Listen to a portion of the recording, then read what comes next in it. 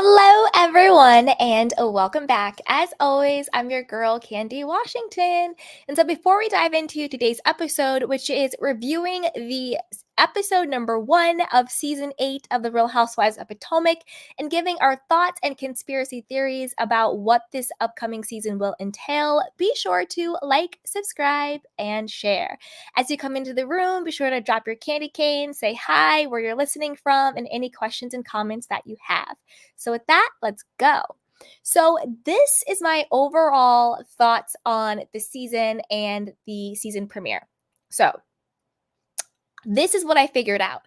The reason why Bravo didn't fire Robyn, because remember last year, everyone was like, fire Robyn. She lied about Juan. He was cheating. And then she was like, oh, if you want the real story about the hotel girl, go to our Patreon, go behind the paywall, all of that.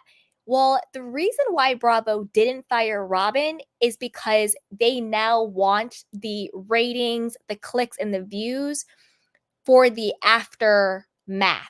You know what I'm saying? They want the fallout of Juan's affair and his firing, because we know that he was fired as the coach, and the lawsuits as well that he is facing.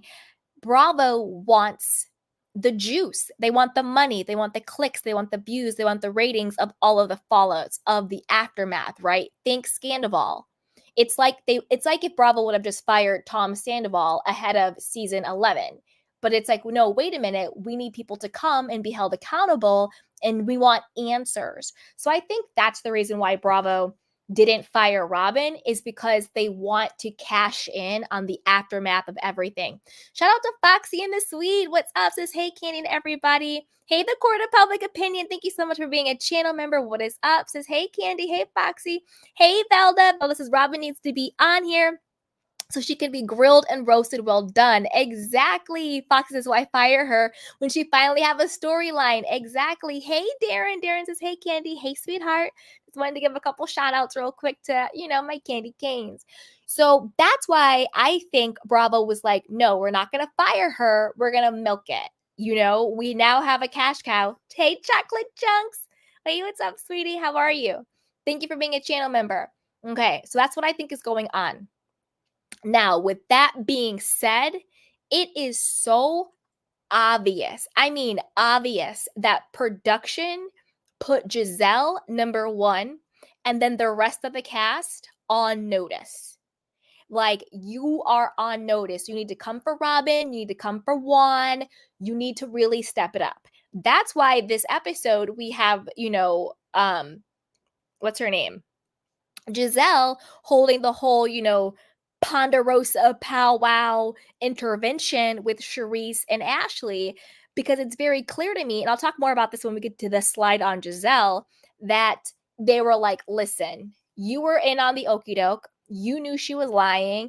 You did the whole check us out on Patreon on our podcast instead of saying watch it on the reality show that actually pays my bills.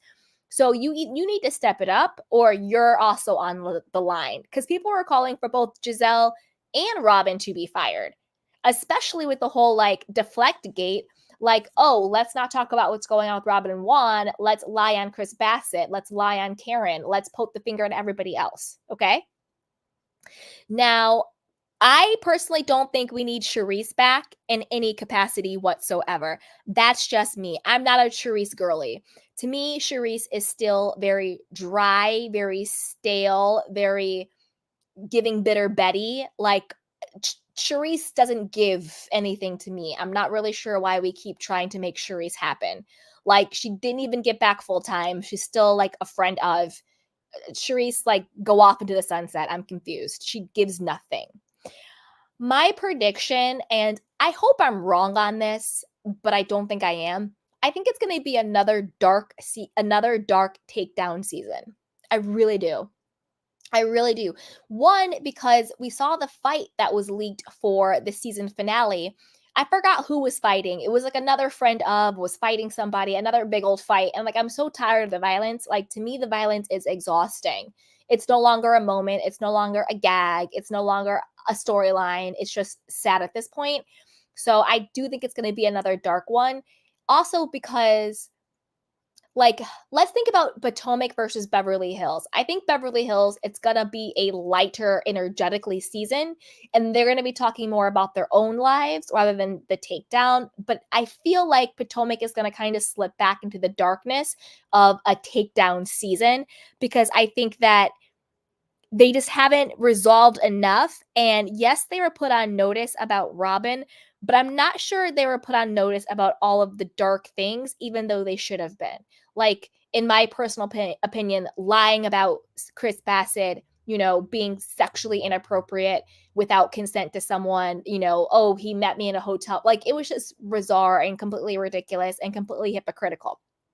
Speaking of being hypocritical, side note, did you guys catch it in this season or this episode where they did the throwback to Robyn at the reunion last season saying, oh, it's inappropriate and it's weird for a guy, talking about a married man, Chris Bassett, to be alone with a single woman in the hotel room, or an attractive woman, whatever she said about Gizelle in the hotel room, but yet she's giving her husband a pass for clearly being alone and clearly paying for a hotel bill of the Canadian woman in a hotel room. Like, it's the hypocrisy for me. You're coming after Chris Bassett for literally just having a conversation with Gizelle after a group event of the reunion the year before, saying that's inappropriate. Why is it inappropriate? Like, why? Like, I'm confused. He didn't do anything to her. He didn't try anything to her. But yet you're making excuses for your whole husband, who was clearly doing inappropriate things with a woman in a hotel room. And the gag is, at that time, you knew it.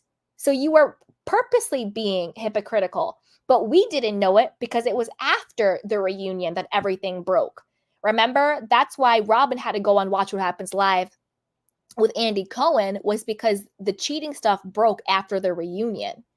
And it was only looking back in hindsight that we saw how hypocritical they were, because all of the Juan cheating stuff broke after the reunion had taped. That's why we got that weird, wacky Watch What Happens Live interview where she just looked like a hot lying mess. Okay? Now, I wonder if anyone caught this. If any other content creator out there caught this, but can we not say that Nneka is a diversity hire? She is a surprise diversity hire.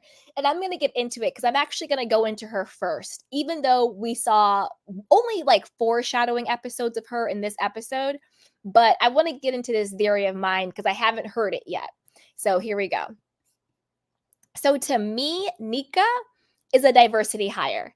She is either a producer plant, and follow me on this conspiracy theory, guys.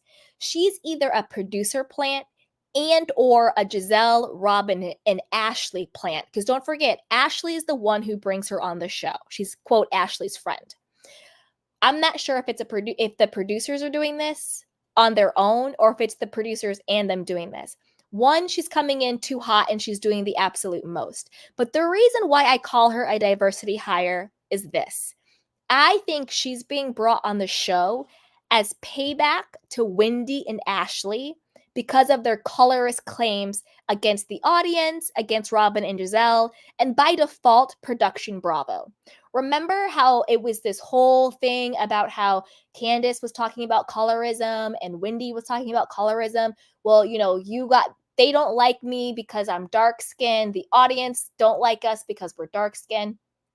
And for me, I am a light skinned Black woman. I am. But I personally did not see any of it as colorism. I saw it as more of a likability issue and hypocrisy based on who you're friends with.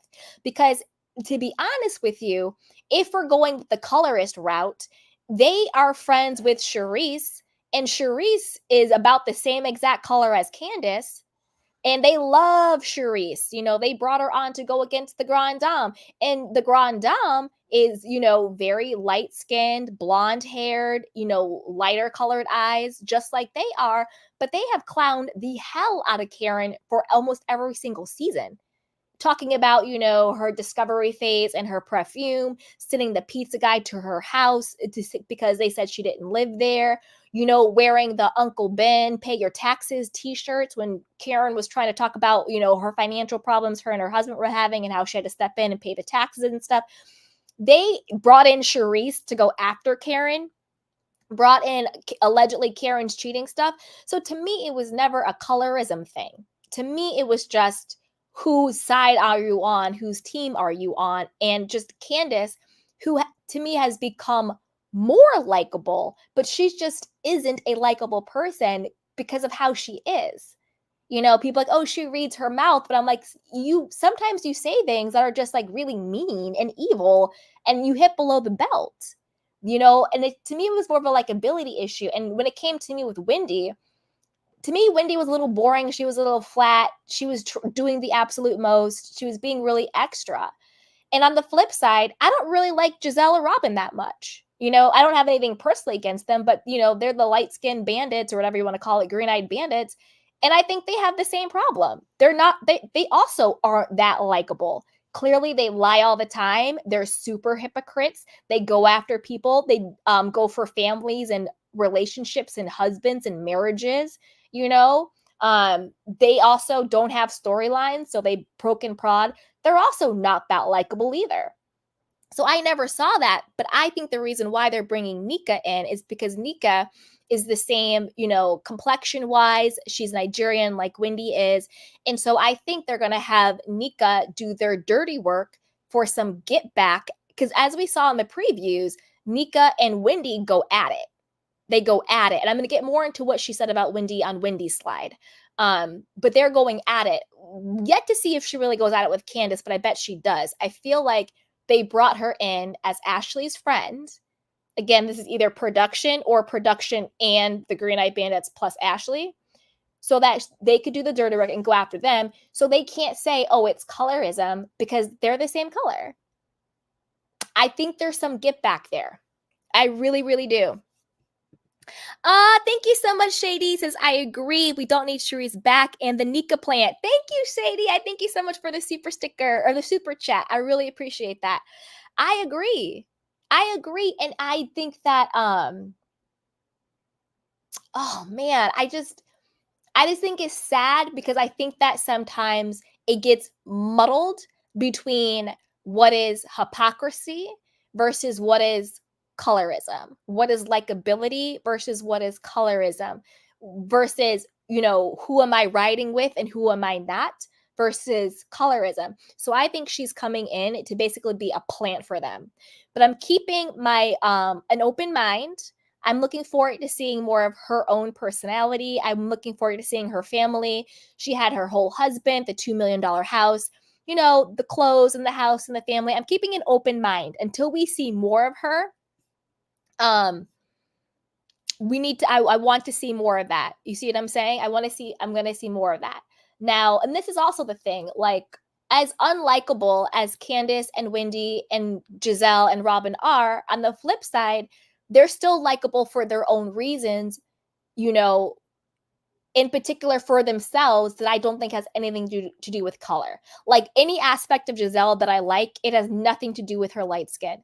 Any aspect of Wendy that I like or don't like has nothing to do with her dark skin. But I think they have a plant going on. Now let's move on to Gizelle. Like I said before, Gizelle, to me, she's always flat, boring, questionable storyline. Does she have one? Does she not? Now, the reason why I think that Gizelle is going so, not even hard, but just holding Robyn the bare minimum of accountability. Like, she had her over to her house. They had champagne. It was like softball questions with like Ashley and Charisse. The only reason why I think she's doing it is because production said, listen, you're on the chopping block too, boo-boo. Either you come in this season and you start exposing secrets and you start, calling your green-eyed bandit girl Robyn to task, or you can be replaced too. Because if one thing's the Housewives at this point know, after Vicky, after Nene, after Lisa Rinna, after whoever, is that everyone is replaceable and no one is safe. That's why they're all doing the absolute most to keep their spots. And this is across all franchises. And I think she was put on notice. And I think that Gizelle cares more about the fame, cares more about that Bravo check than she does her loyalty to Robyn. And I don't think she wants to do this to Robyn, but I think that she needs the check and she wants the fame more than being loyal to Robyn. And what I mean by being loyal to Robyn is that they equally have held each other down. They equally have kept each other's secrets. They've equally have, come up with schemes and scams to deflect from their stuff onto other people, going after Ashley, going after Karen, going after Wendy, going after Candice. They've systematically, that's another thing about the colorism. They went all the way after Ashley, before. So they're equal opportunist hypocrites. You see what I'm saying? But they continuously go after people so we don't look closely at them, and they've done it as a united front.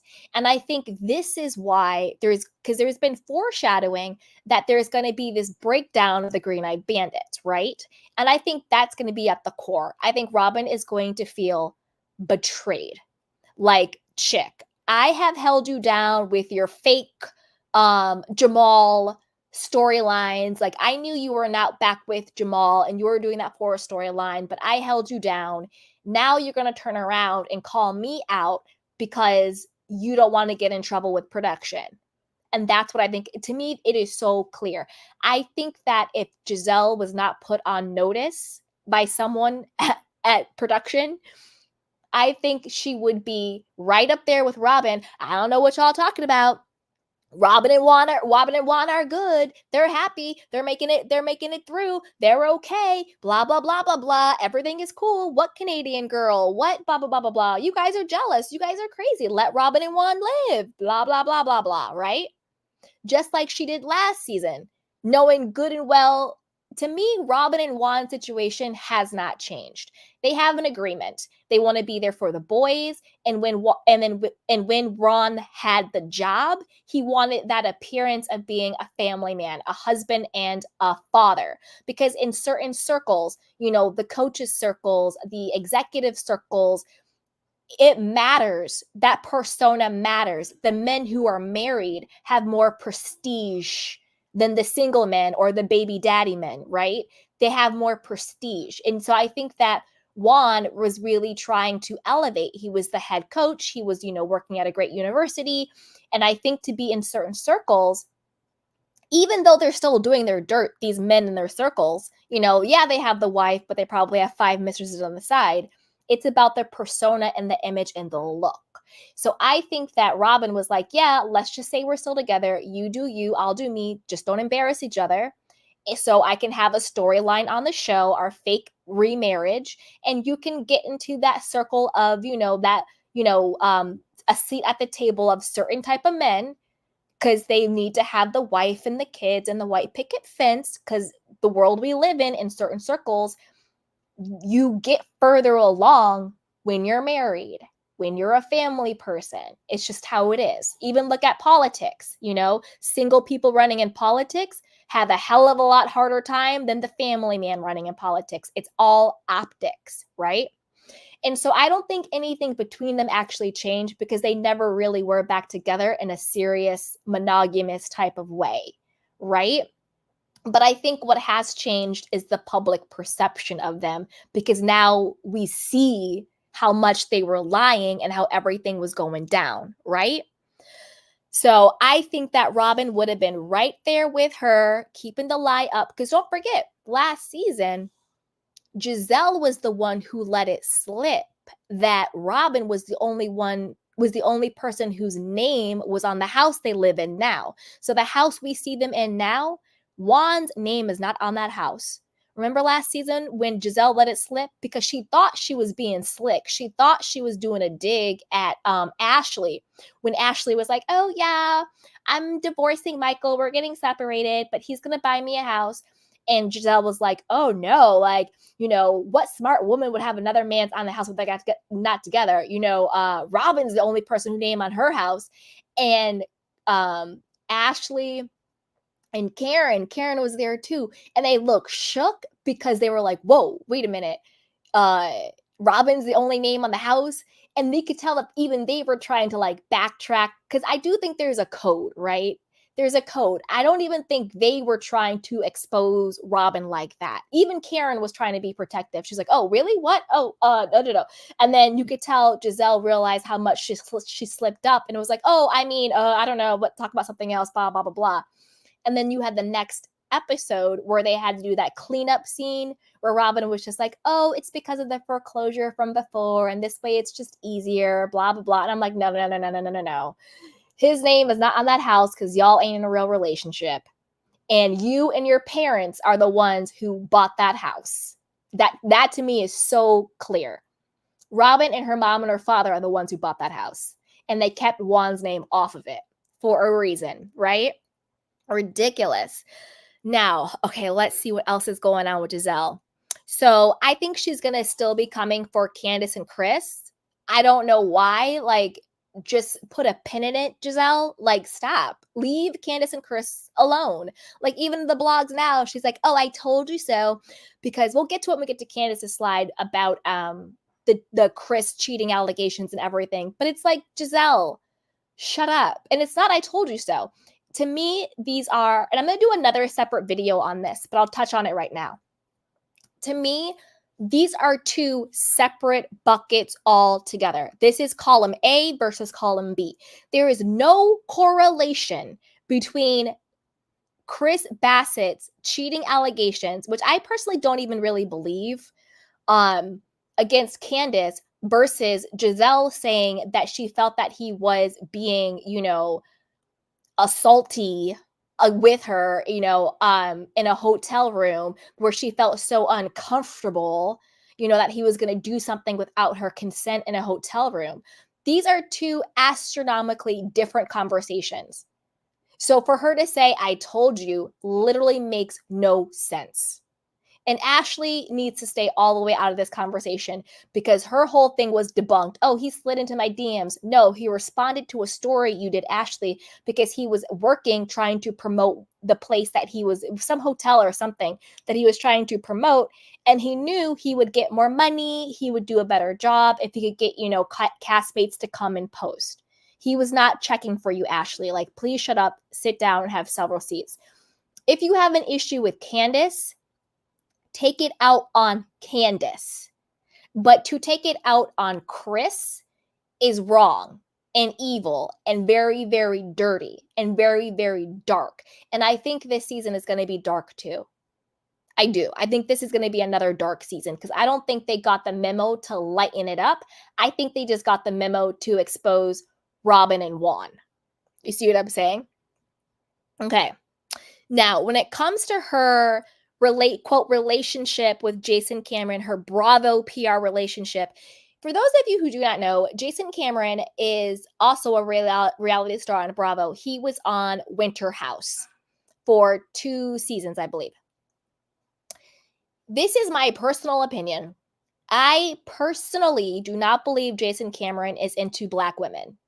I don't believe this relationship. As much as she has blonde hair, blue eyes, or green eyes, blonde hair, light skin, at the end of the day, when pen comes to paper, Gizelle is still a Black woman at the end of the day. And I do not think Jason is into Black women. I don't.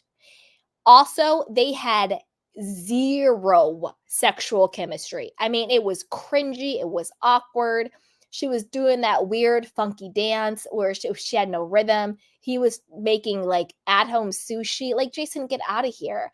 I think it's a Bravo PR relationship. I don't think this is real.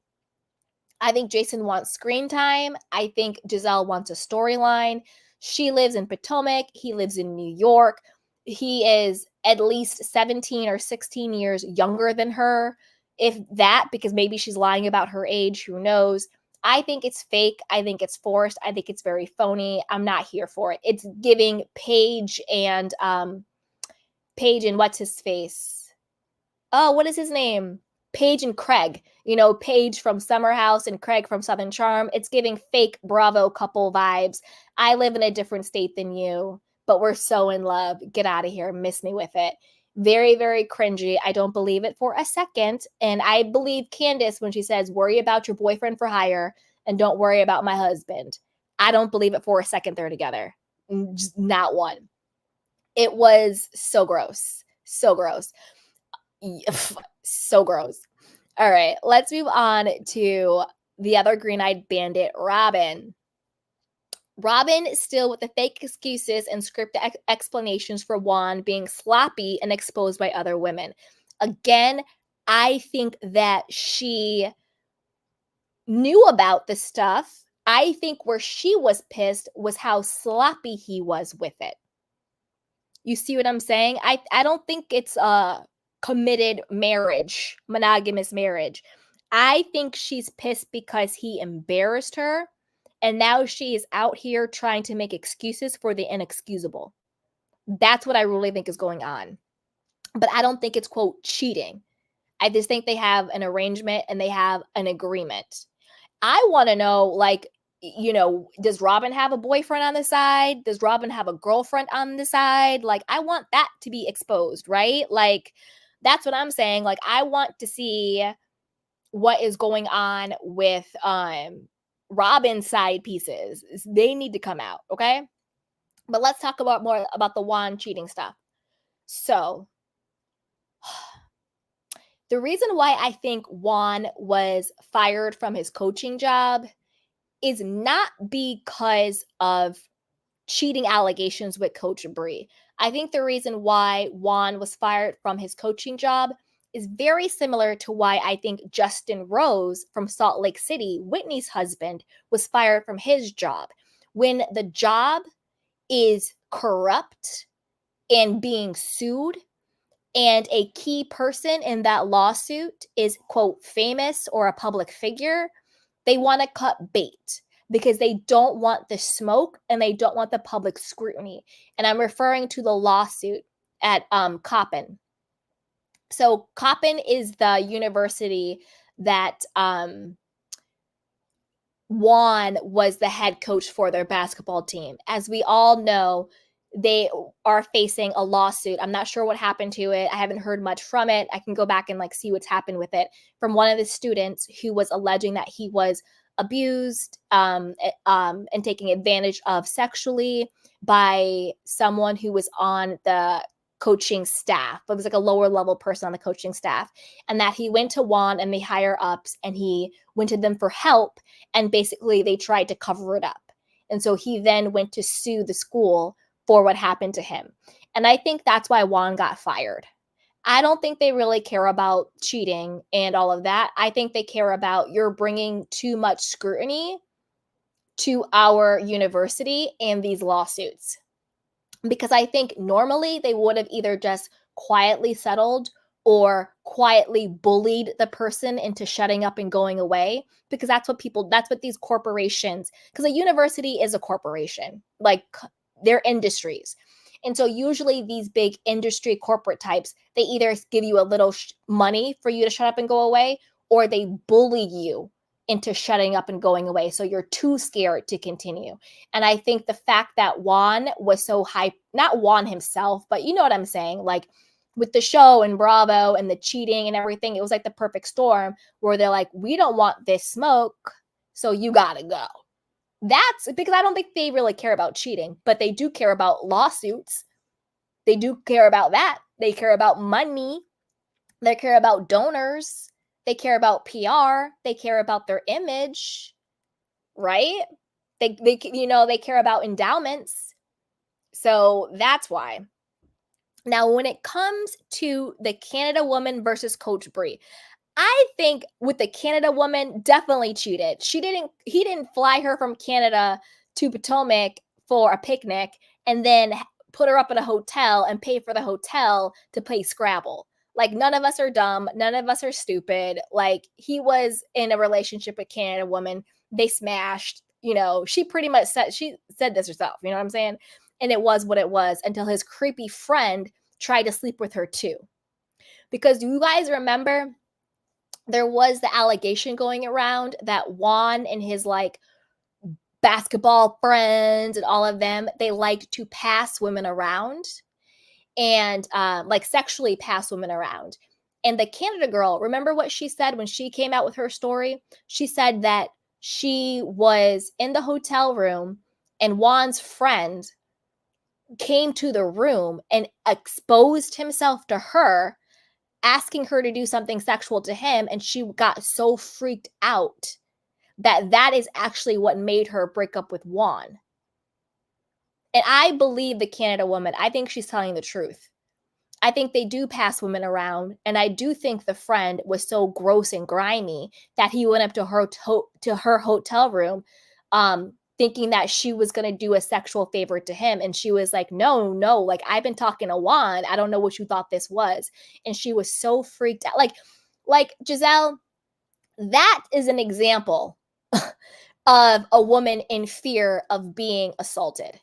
That is an example. When a man that you don't really know like that comes into your hotel room, exposes himself to you, and expects you to do a sexual favor on him. That is an example. Not Chris Bassett coming into your hotel room trying to talk to you about the reunion that everybody just had when there's producers around, executives around, his wife around, your glam around.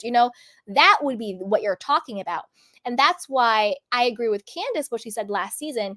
Women like Gizelle who equate these nothing burger stories to situations that are actually putting women and men and children at risk, because men get assaulted, children get assaulted, it's not just women, but true victims at risk. They then feel like, well, if I tell what happened to me, no one's going to believe me. It's going to be dismissed because of women like Gizelle who use innocuous situations as a way to weaponize something against somebody else. And I agree with Candice at that, because on the surface, these are two same exact situations. A woman's in a hotel room and a man comes into the room, but they are vastly different. What Chris Bassett, in my personal opinion, by no means was a predator. And Gizelle knew that, versus what happened to this woman and the Canadian woman, right? So that's why it's so dangerous when you come out with these fake and phony stories against people. Because when it really happens, the true victims feel disempowered to tell their truth. So Gizelle, shut up. All right, back to Robyn, your purse holder.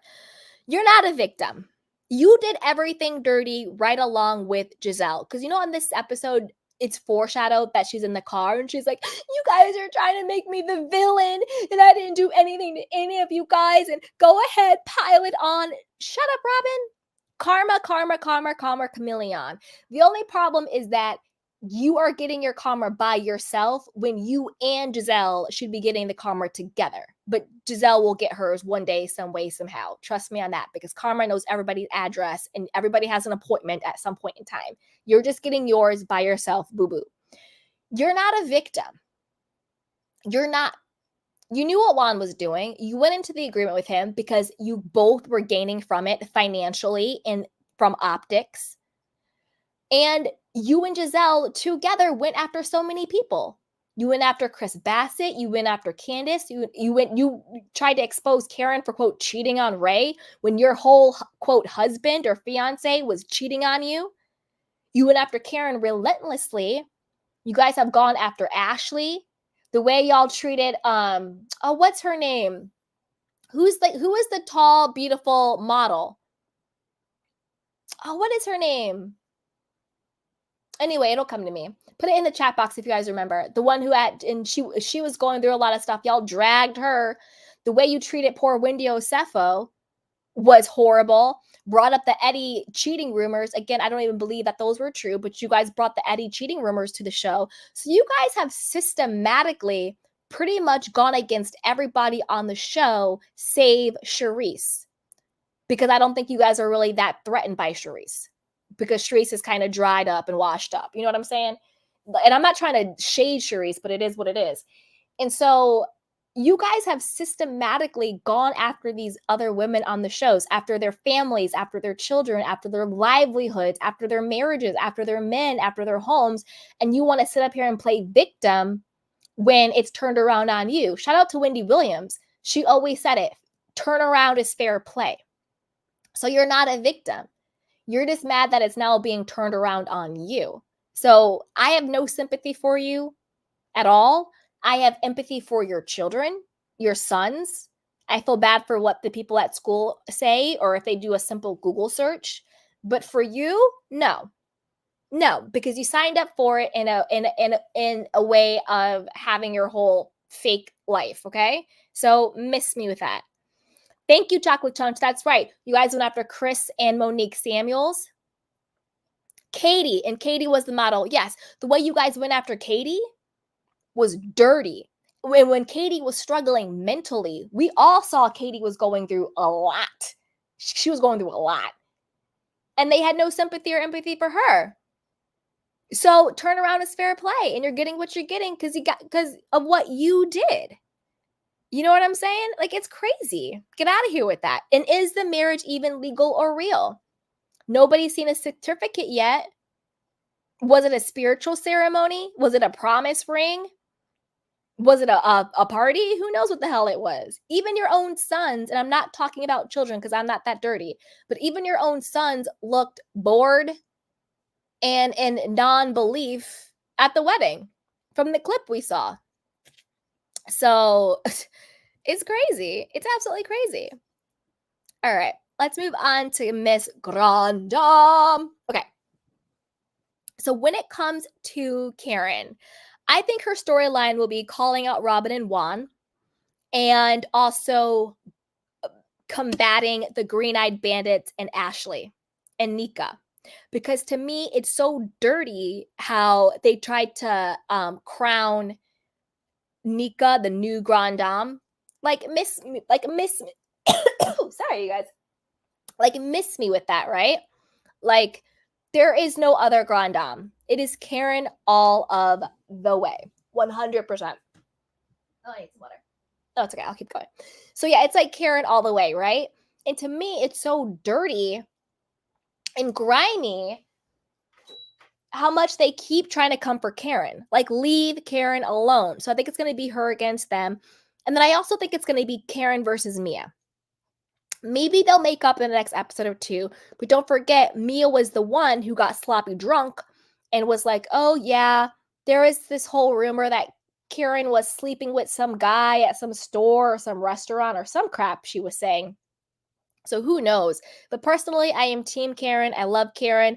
They really need to leave her all the way alone. And she's going to hold her own like she always does. I also think producers put a little bug in Karen's ear to go in deeper with the Robyn's situation, you know? And you know how I know this?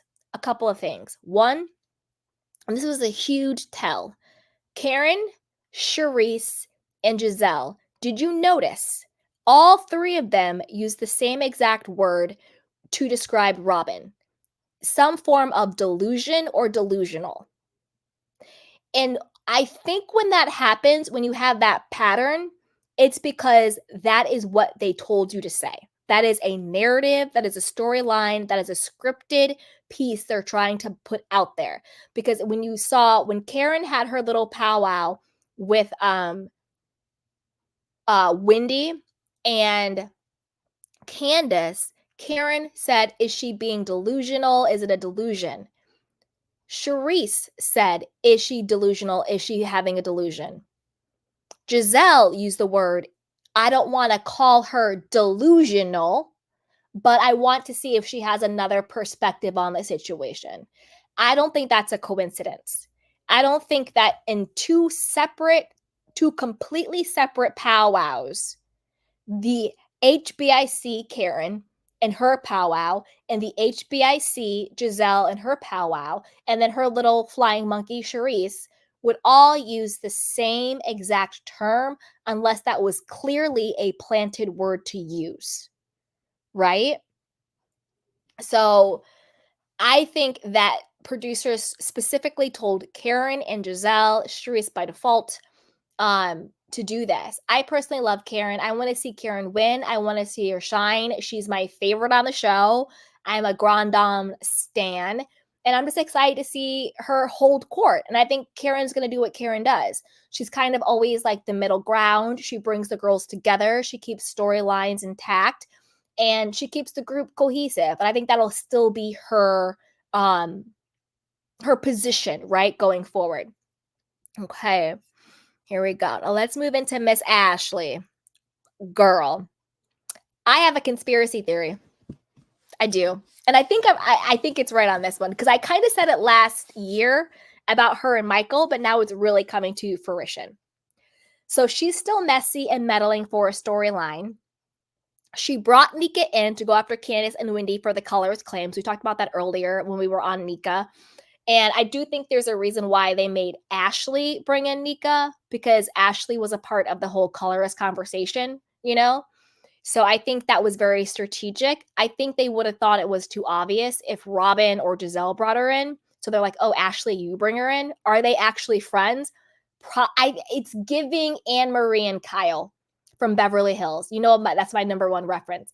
It's giving Anne-Marie Kyle bringing in Anne-Marie to go after Crystal on the Real Housewives of Beverly Hills because that's obvious. That's an obvious Kyle plant. Anne-Marie is going to go after Crystal the same way I think Nneka is going to go after Wendy and Candice. You see what I'm saying? Now, this is the thing. This is my theory when it comes to Ashley and Michael Darby. And it's being proven because I said this last season. Last season, I said multiple times, their separation was not a real separation. It was only because Michael no longer wanted to be on the show because he was getting too much smoke. Michael has a lot of money. He has a lot of different businesses, real estate, investments, right? And like I said earlier, it's always about the optics. A lot of these, quote, businessmen, behind the scenes, yeah, they're doing dirty. They're cheating. They're doing this with this person, that person, you know, hookers, prostitutes, whatever. And I'm not shaming or judging. I'm just saying that this is what they're doing behind the scenes. But they want the front. They want the front that everything is, that they are holier than thou, super buttoned up. And I think that Michael was looking real crazy in certain circles that he moved in. And I think he wanted to be able to do his dirt without getting the social media, the blogs, the YouTube, the shows, and lawsuits and all this stuff coming after him. And so I think that him and Ashley got together and said, okay, well, let's just say we're separated and then you won't have to be on the show. But then that didn't really work because of it was leaked before they were able to do their press release. Because remember, again, last season, Ashley was pissed because she had this whole very PR-friendly, Michael-friendly press release she wanted to submit, but it got leaked out that her and Michael separated before then. So then the narrative was cheater Michael, horrible Michael, you know, Michael, blah, blah, blah, blah, blah, horrible. And so she was pissed and he was pissed because they were doing reputation rehab. Let's just say we're separated. We'll put out this very pretty press release that just says, you know, we've grown apart, but we love each other and we're going to raise the kids together. So he could get out of filming and she could stay on the show and collect her Bravo check and her 15 minutes of fame. That's what I believed happened last season. And now it's kind of coming true.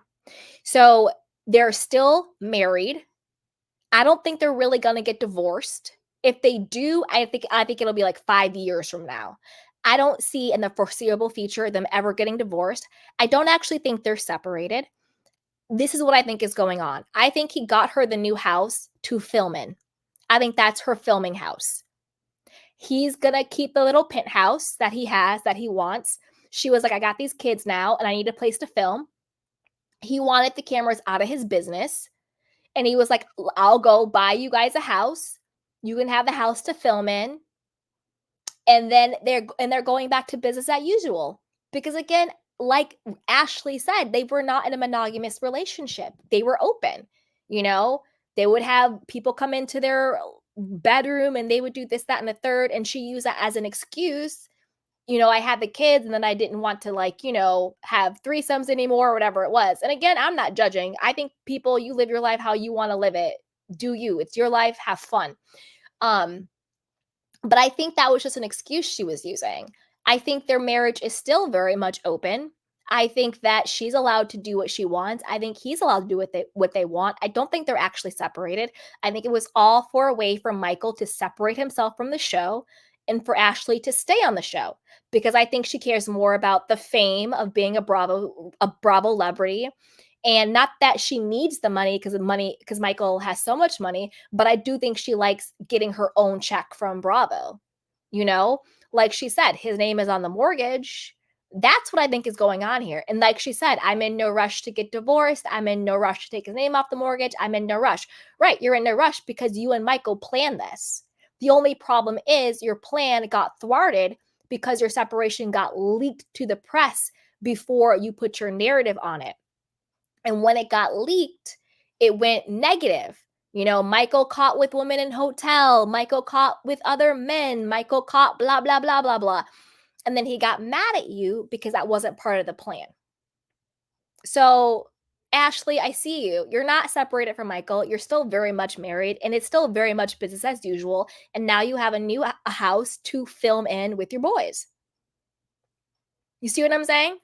And Ashley's going to stay messy. She's going to stay meddling because she, again, don't look at me. Don't look at me. Don't look too hard at what's going on with me. I want to keep, my cherry blossom or whatever they hold as Potomac people. I don't know. What do they hold? Champagne or something like that? I don't know. Anyway, she wants to stay on the show. So she's going to do her job. She's going to carry a bone. She's going to stir the pot. She's going to be messy. She's going to meddle.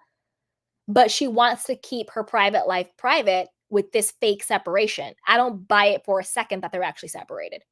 That's why she was basically laughing when she was trying to gaslight a nation, being like, "Oh yeah, we're separating, and he's buying me a house and blah blah all this stuff," because she knew the deal. He bought her a house to shut her up, so she could have a place to film, and he wouldn't have to be bothered.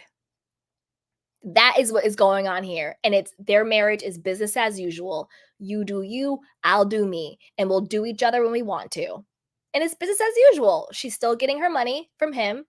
That's why she said, "Oh, it's child support, not alimony." The reason why it's not alimony is because you're not divorced and you're not really separated, and it's not child support. It's Michael giving you money to pay for the children like a housewife, like normal. Girl, bye. Miss me with all your lies. Miss me with all of your lies. It's crazy. It's crazy. All right, let's move on to Miss Candice. Okay. Candy pants. All right, Miss Candice. Where I think you're messing up is, why are you continuing a lawsuit against Michael Darby? Because remember when she made the claims on camera that he would, I'm trying to say this in a way that I don't get demonetized, that he would frequent a male escort and they would do sexual things to each other, right? Which is illegal. Not the male on male part, but escorts and all of that stuff, right? That's illegal. Unfortunately, it's illegal. I'm very liberal. I think it should be legal. I think it should be legalized. And I think that sex workers should be protected. I think that they should have rights. They should have, protections on them, all of that. But that's for a whole different conversation. If a person chooses that life, and again, chooses, I'm not talking about being forced into anything. I wish there were, laws in place to protect them, not demonize them or not dehumanize them. That's for a whole nother video. But, and like I said before, this is all about persona, image, reputation, and optics. Michael, even the circles he run in, like I said, behind the scenes, they all are probably dipping it and doing it. But when it's front page news, that's a problem.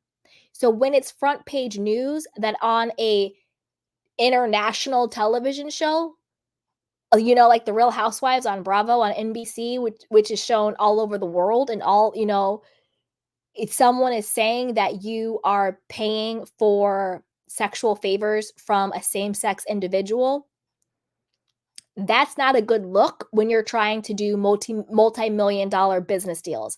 I'm not saying it's right, because I don't agree with any of that judgy stuff. I don't care. To me, love is love. Point blank, period. I don't really care. But unfortunately, we still have those stigmas and stereotypes and phobias. Unfortunately, we still have them. So even though behind closed doors, they're probably all doing it, when it comes to front page news, it's not a good look to be doing business with somebody like that in these different types of circles and worlds. And Michael has a lot of money and a lot of businesses, and I'm sure that was affecting his paycheck, his bottom line, his businesses, his reputation, his investors, his partners, right? So he had, in my opinion, I think the reason why he is suing Candice is a way to save face. Now, even though whether I think what Candice said is true or not, I don't think really matters. To me, I'm like, Candice, pick your battles.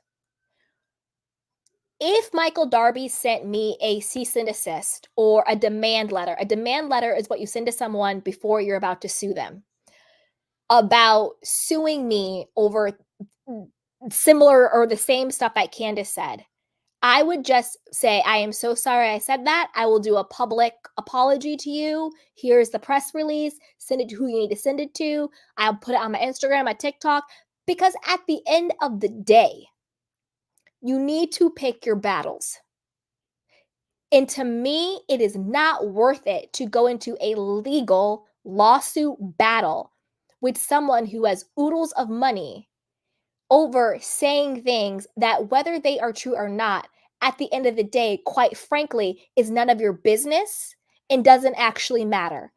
It really doesn't matter who Michael Darby wants to have sex with. It really doesn't matter how he gets his kicks. It would be something, to me, it would be something completely different if Michael Darby did something directly to you and you are suing him for what he did to you. When that happens, double down all day, every day. But to double down on a legal lawsuit, which costs a lot of money, legal fees and everything costs a lot of money, over you telling another man's business. I get it, you're mad at his wife. I get it, his wife is saying things about your husband that's not cool and not kosher. But to double down in the legal world over that, I think that's whack. I think it's whack as heck. I think it's crazy. Like, what? Pick your battles, Candice. You're sitting at a picnic with your husband talking about budgets and fees and how you're going to pay for your tour. Well, maybe if you took all the money you're paying your lawyers to fight a very stupid lawsuit, you could pay for your backup singers on your tour. Because if it were me, I would choose, I'm going to put this money into my singing career, into my acting career, into going on tour, rather than paying a bunch of lawyers to fight for the right to expose Michael Darby for having kinks. Leave Michael alone. And this is not me defending Michael, because he has done very shady and questionable things. Like, for example, if it were the production assistant guy who Michael Darby allegedly, grabbed his bottom inappropriately without his consent, if he was doubling down on a lawsuit, I would be like, you know what, do it all day, every day. Nobody has the right to touch you in an inappropriate manner, intentional or not, right? Double down all day. Nobody has the right to touch you. But why are you doubling down when what you said, who cares? I personally don't care. I don't care if anybody has a same-sex relationship. I don't care if anybody pays for sex. Who cares? There's a lot more worse things going on in this world than getting your kicks in where you fit in. Who cares? So to me, Candice, on this one, you're acting real immature on this one. Real immature. Real immature. It's crazy. It's crazy. Mademoiselle says, everyone spoke about Michael, then I wouldn't apologize for something that's not true. He has the burden of trying to prove that's true. It's not about that. It's not about proving it true or not. It's about, why are you wasting your time and your energy and your money in a court of law trying to prove that you said a man paid for sex with another man. Like, do you see what I'm saying? Like, you need to think about the bigger picture. You gotta think about the bigger picture. A lot of people said a lot of things about Michael, but Candice was the one who came out and said that particularly. You gotta think about the bigger picture. Is it really worth it proving that what you said about this man is true? Money, time, lawyers' fees, when he's just getting his kicks in? That's what I mean by it. Like, if it was just, and that's a really good question, Mademoiselle. Thank you for bringing it up. That's what I'm saying, like the bigger picture of it. If the courts were not involved and it was just a back and forth, knock yourself out. Knock yourself out. But why are you willing to go to court and battle in the legal field over his sexuality? That's what I mean. That's really what I'm getting at. Like, there comes a point in time, and this is about emotional intelligence too. There comes a point in time where just having to be right isn't worth it. You know what I'm saying? Mademoiselle says, I don't mind going to court if I know the truth is on my side. Yeah, but again, pick your battles. Pick your battles. Is this worth going to court over? You know, it's crazy. It's crazy. I don't think it is. I don't think it is. All right, now let's go to Gizelle versus Candice season. I think a season about Chris cheating allegations. Yeah, I think it'll be another Gizelle versus Candice season about Chris cheating allegations 100%. 100%. But I am looking forward to seeing more of her singing and her acting career. And I need to do a deeper dive into the Chris cheating rumors. On a gut level, I don't think they're true. I just think that Chris isn't happy in their marriage. And where I think the real damage got done is actually before the Gizelle hotel rumors, before the Ashley Darby DM rumors. I think the real damage in their marriage was done was the season before, when Candice's mom and Gizelle got together and they were talking about how broke Chris was, and they were talking about how he was the husbander and how he was unemployed. Does he have a job? And, this low budget music video, and he's just living off of Candice's money and Candice's mom's money and all this stuff. And Candice did not defend him. Instead, she questioned him. And I think that was the real demise of their marriage. And I think ever since then, it's just gone downhill. And I think last season, on top of that, was just kind of like the nail in the coffin. They seemed very disconnected. They were like, we haven't seen each other in all of these weeks and all these months. I'm not so much about the cheating. I just think that their marriage is just not in a good place. You see what I'm saying? Okay, let's move on to Messy Mia. She's still a messy pygmy. Now, I guess she's divorcing Gordon. To be honest with you, I like Gordon more than I like Mia. I do. I like G more than I like Mia. I do. And I felt bad for him. Clearly he was going through a depression. She's like, you're just sitting on the couch and I wanted you to get off the couch. He's depressed. He was a part of his family business, million dollar business, multi-million-dollar. He said he was owed $500,000 business, and his brothers iced him out of it, oust him as a CEO of his own companies and family companies. He had to downgrade from the big mansion you were in to, a small rental. So I get why, and you guys are raising the kids together.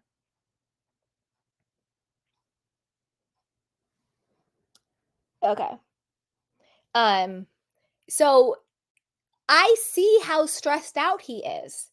I got a text message real quick. I'm good. Okay.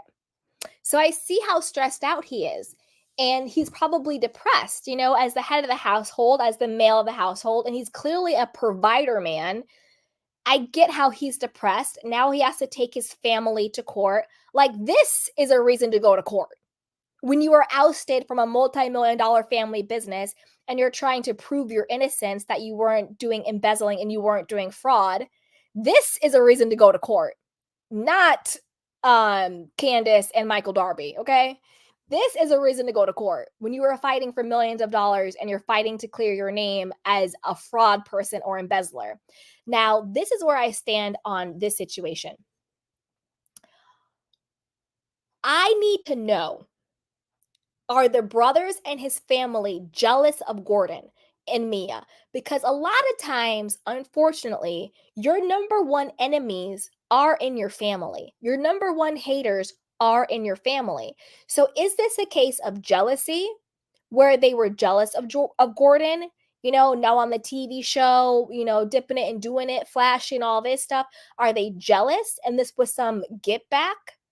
Or did Gordon and Mia really misappropriate funds or do something shady and wrong or embezzle money? I don't know. I'm on the fence because Gordon was pretty convincing. He was like, the CPA said we didn't do anything wrong. And I think Gordon is a lot of things, but just on a gut level, I don't think he is a scammer in the sense that he would scam his family like this. Maybe I'm being naive. Maybe I just have a soft spot for him.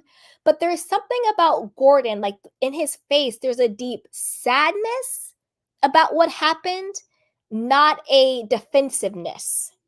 Like, for example, Erica Jane, the way she reacts to fraud claims is so defensive and angry, where it's like, yeah, you did that, girl. But with Gordon, it's more of a sadness that I feel with him. It's more of a defeat. Like, I can't believe my family did this to me. And unfortunately, you do have family members that when you reach a certain level or you're doing good or whatever it is, they want to take you down and they will lie on you and they will connive on you and they will do evil things to you. Just because somebody is a family member does not mean that they're a good person. So I want to know, is it the brothers who got jealous and wanted to take him down a peg or two? Or were they really doing something shady with the money? And that'll come out in the lawsuit. You know, he says he has to take it to court and they make it a legal case, right? So we'll see. All right. I think Mia is leaving because now the money is gone. And Mia only wants to be where the money resides. And for her to be like, you know, oh, did you only marry someone for money to Ashley? I think you only married Michael for money. And then Ashley's like, well, did you only marry Gordon for money? And she basically was like, yeah, that's horrible. And I think she already has a new man. I think she's already dating. Poor G. I like G. Shout out to G. Sympathies to him. She says she cut out hard liquor. Well, that's a smart move since she's, you know, bopping people with purses and throwing drinks and trying to expose Karen when she gets some liquor in her. Who knows? But we'll see. A lot of housewives always say, I'm not drinking. So we'll see. We'll see. All right. Now let's move on to Wendy Osefo. Wendy looks different. And I'm not body shaming. I am just observing when people look different, and that's okay. Did she get like a new nose job? Because when I actually thought she was Nneka when she came into the scene with Karen and Candice because I didn't really know what Nneka looked like 100%. I was like, oh, is this Nneka?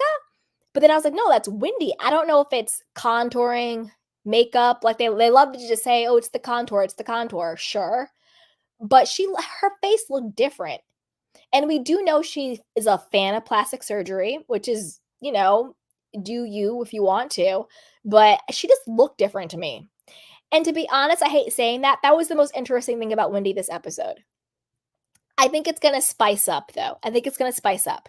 Now, when Nneka says Wendy and her mom are worshiping Oshun, this is scary.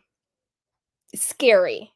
Now, if you are a part of the Bayhive, this section of the live may not be for you.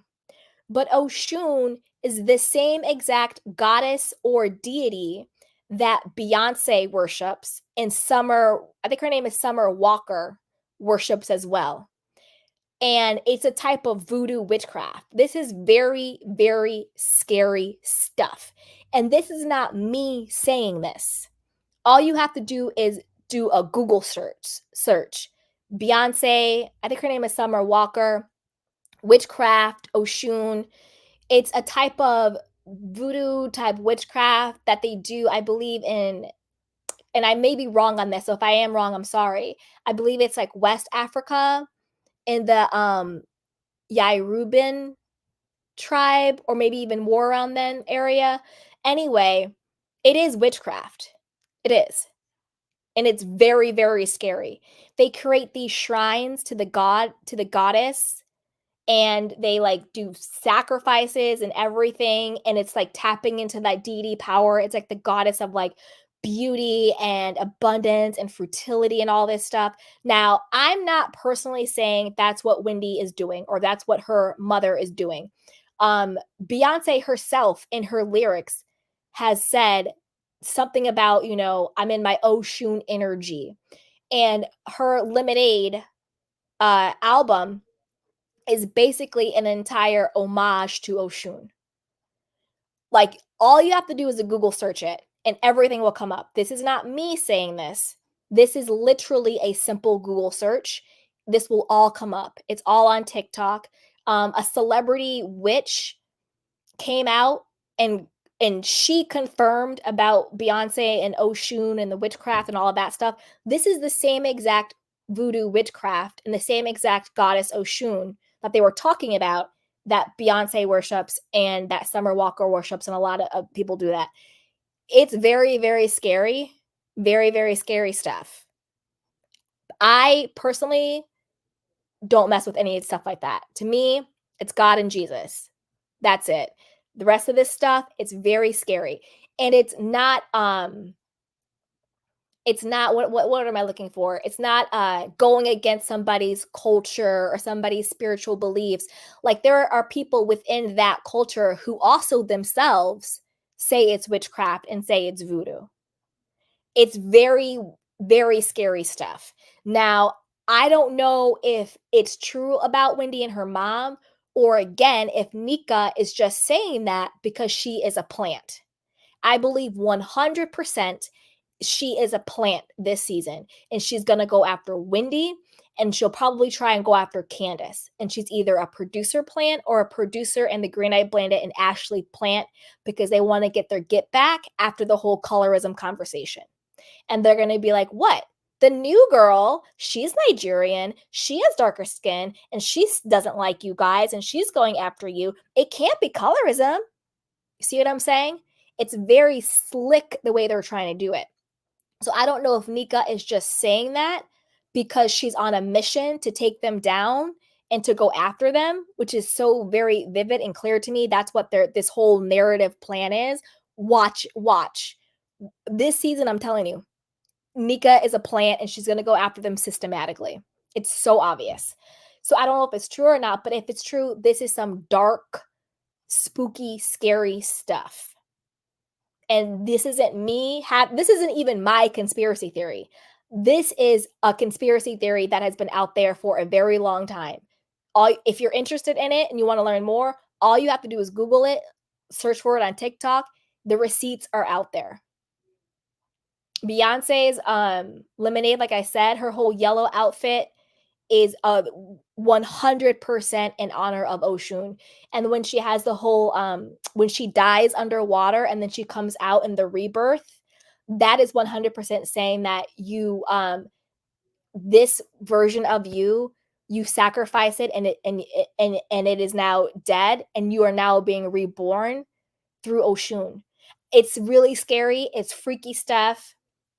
I'm personally not a Beyonce person. Same way I'm not like a Taylor Swift person, because Taylor Swift also does a lot of witchcraft, witchy poo spell stuff too. Like when everybody was going to the concerts, I was like, nah, not me, not today. And then everybody was saying how they went into the concert and they blacked out. They blanked. They don't even have memory of the concerts. This is for Taylor Swift and Beyonce. So all you have, you can look at that too. Google Taylor Swift witchcraft, and that stuff will all come up. Holly weird. I'm telling you. Jay-Z has talked about it as well, about working with the spirits and everything. So all I gotta say is what she's referring to is the same type of witchcraft that they're talking about with Summer Walker and Beyonce and other people. But no, for me, it's God and Jesus, and that's it. I don't need nothing else. Miss me with a crystal, miss me with sage, miss me with a shrine, miss me with a deity. No, thank you, ma'am, Pam. So we'll see how that will play out. But it's weird to me and it's very, very freaky. So that is it, you guys. That's my, overall thoughts on this episode, on the upcoming season. I'm going to drop the link in case anybody wants to come up with their question and comments. And then I'm going to go through some of your candy cane questions. Yep. Amy says, I saw Beyonce in concert. Great show. I remember it clearly, but there is an intense energy at the concerts. Exactly. All right, you guys, I dropped the link in case anybody wants to come. And let's take some of your questions and comments. All right, let me find them. Okay. Hey, Foxy. Hey, Court of Public Opinion. Hey, Velda. Hey, Foxy, Darren, Chocolate, Foxy, what is up? Darren says, Robert needs to be in the hot seat this season. I agree. Chocolate Chunk says, hey, Foxy. Foxy says, me either, Candy. The Court of Public Opinion says, agree, LOL. Chocolate Chunk says, I agree. I'm done with Charisse. Me too. Velda says she gives nothing. Chocolate Chunk says, I don't love where this season seems to be heading. I agree. I think it's going to be another dark season. It's kind of like, not to compare everything to Beverly Hills, but it is kind of like a barometer for things. It's kind of like how Beverly Hills kind of had to have a 2 to 3 season dark arc before it cleared up. The LVP season was super dark. Then they had, what do you call it? What's her name? Yolanda season, super dark. So they had a lot of dark seasons, and then it culminated with last season before it got cleared up. So we'll see. Hey, Mike, the Court of Public Opinion says, my real life never has any fights like the housewife fights. I hope not. Mine either. Mine either. The court says, wait, I missed that part. LOL. Hey, Shady says, hey, Candy. Hey, sweetheart. Darren says, Deborah versus Kiana. Yeah. They're up there. Excuse me. They're up there fighting and swinging. I'm over it. It's no longer a moment. Like, I don't even think I'm going to talk about it when it happens on the show because that's like, I'm tired of it. Foxy says, I hope this season is better than the last one. It was a bit toxic. I agree. Hey, Natalia, you want to share? Hi, Candy. How are you? Yes, I would like to share. Yeah, go So, ahead. firstly, with the situation, I was like, the points that you're giving, I was like kind of hesitant, but like, I could see where you were going with the Giselle situation. I didn't even see that like Giselle was at risk of being fired, and they have to gun on Robyn because she hadn't had a storylines since season 2 or something like that, and the show is becoming like light skinned girls versus dark skinned girls because and how the new girl is gonna be used as a plan to take down Wendy and Candice. Yep. Um yeah. I feel like the producers like gunning on everyone because there was storylines lacking this season. Because last season was Ash, no Candice, and now it's Robyn. So everybody has to gun in on Robyn, otherwise they're gonna be replaced. And I feel like Giselle, like there was a time she dated this specific guy during the season, and ever since that guy broke her heart, she made sure like I'm gonna make everyone's life miserable, like no one's gonna be happy, Mm-hmm. like she's gonna do whatever she can to make these people so miserable. So yeah. Yeah, I agree with you. I think they're all sort of put on notice about saving their spots. Yeah. Because even with Bravo in general, they took out the entire Mhm. cast of New York and did a reboot. Exactly. All of the Yeah. OGs were fired. Nene was fired. Rena was fired. Mhm. Vicky Gunvalson was fired. Like Tamara Vicky, was yeah. fired. Tamara Judge was fired. She Mhm. just got to come back. So I think everybody is kind of Yeah. like, we need to, fight for our spots. But the Step problem it up. is Yeah. they fight for it in the wrong way. Like, you don't need to come Mm, on and take somebody down. You need to come on and be interesting yourself. yeah. And they Yes. and they forget that. It's like, we wanna see you and your life and you being interesting and having fun, not you come Yeah. on to take people down. Yeah. I feel like that's what's missing Potomac. It's becoming like Real Housewives of Beverly Hills last season. Because the fans were complaining, no, it's becoming too toxic. They're not having fun. There's supposed to be a balance. And then they had to take out Rena. So I feel like this is where Potomac is heading to. They might take out either an OG or someone that has been longer because they feel like it's becoming too toxic. Exactly. Yeah. Mhm. I agree. So what did you think of BravoCon? I've been seeing, like, snippets of it here and there. Yeah. It doesn't I don't know, I don't wanna be a Scrooge, but I don't think it's that Mm. riveting. Like, maybe Yeah. I don't wanna be like a Scrooge McDooge, but, like, I personally don't get the hype of BravoCon, and, like, they're not really talking about Mm. anything new or interesting. They're just on panels Yeah. talking about the same stuff every like, what has happened at BravoCon that's like, "Oh my gosh, this is crazy." Like, nothing. Yeah, it's true. Yeah. But it's good, like, it's good content and it's good fodder, but Yeah, they make money, so yeah. yeah. Yeah. So Mhm.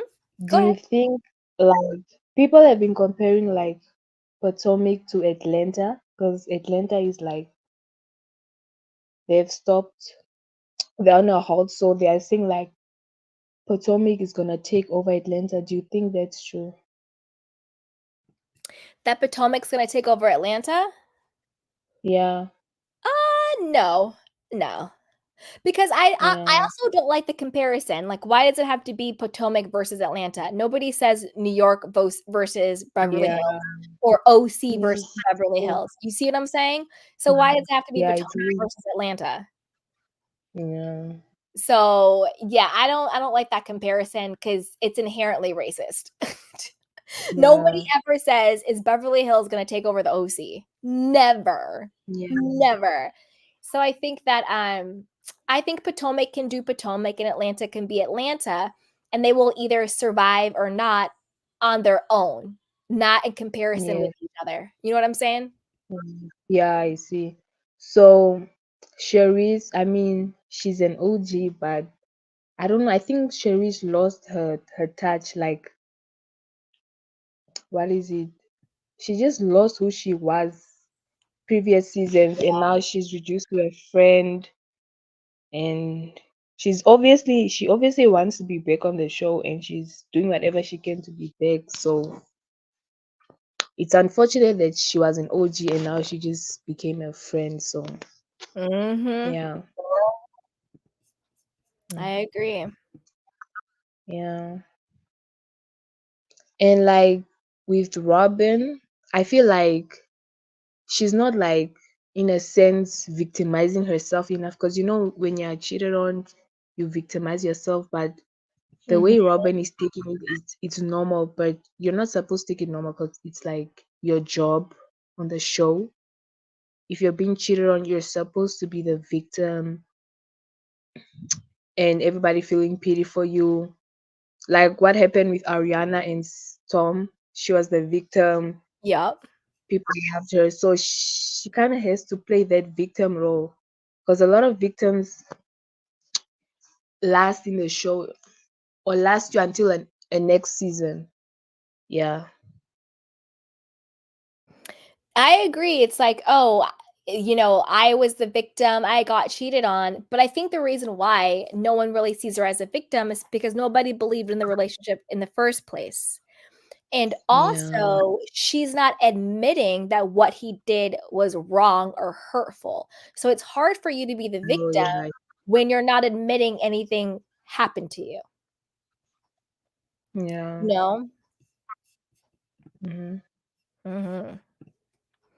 Hey, Miss Bernice. She says, I don't like the voodoo storyline that they're going to be running with Wendy and the new woman introduced by Ashley. The ignorance is going to run rampant. So what do you think about that? What do you think about the voodoo storyline? I mean, like, most like Nigerians are known for like doing that stuff. But I feel like she said in a sense like I have to say something epic for me like to at least last. Maybe I might have a chance to go on last season. It looked like she only got it on Wendy because I'm Nigerian, like you said, she's also Nigerian. Yep. There can only be one Nigerian on the show. And I feel like she said in a sense to attack her, but like Nigerians are known for like doing the type of yeah. Yeah. Yeah, I don't know. It's going to be a very interesting season Yeah. for sure. Ho- Hopefully the ratings are good because Mhm. yeah. Darren says Roa is on a hiatus allegedly, but I don't think a reboot is needed for that franchise. Hey, Miss T. Miss T says, who believed that horrible story Robin and Juan told? Nobody. Yeah. Oh, so much fun. Oof, all right. Thank you so much, Natalia, for coming up. Yeah, thank you, Candy. You too. Bye. Bye, guys. Bye, sweetheart. All right, you guys, this was so much fun. So, there you have it, my thoughts on the upcoming season of Potomac and a review of the first season episode. Put it in the comments down below. Let me know what you guys think. Are you going to be watching? Are you excited? And what are your thoughts on BravoCon? You know, it seems like I agree with Amy on this one. It seems like a money grab. I'd rather meet the people I follow on YouTube. Exactly. It does seem like a money grab, 100%. I agree. So, all right, like let's see what else you guys are saying. Oh, yay! Thank you, Miss T, for holding me down. I appreciate you. Yes. All right, you guys. So put it down below. Let me know what you think, and let me know what you think about BravoCon. And I will see you guys on the flip side. And be sure to like, subscribe, and share. I love you. Bye.